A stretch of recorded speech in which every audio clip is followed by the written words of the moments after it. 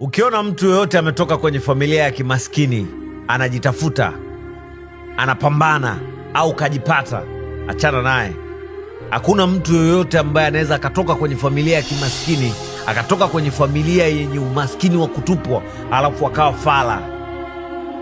Mtu yoyote aliyewahi kutoka kwenye maisha ya kimaskini, aliyetokea kwenye familia ambazo hatuna lolote, hatuna chochote, bro, ukiona kajipata, mheshimu. Hakuna mtoto wa kimaskini aliyetoka kwenye familia ya kimaskini akaenda akajitafuta akajipata ni fala. Hajawahi kutokea kwenye dunia. Tunajua mnatudharau, mnatuchukulia poa kwa sababu wazazi wetu hawafanyi kazi serikalini.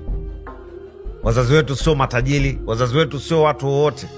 Mnatuchukulia poa kwa sababu background zetu tumetoka kwenye familia zenye hali ya dhiki sana. Mnatuchukulia poa sana.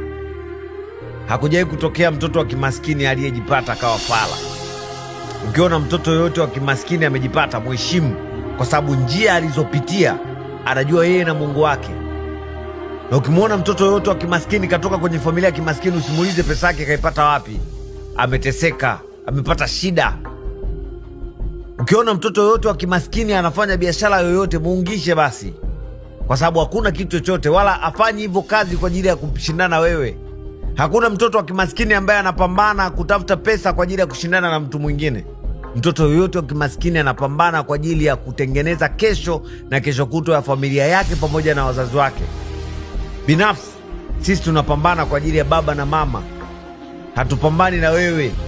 Unaweza ukahisi tunashindana na wewe, tutashindana na nini na wewe una akili?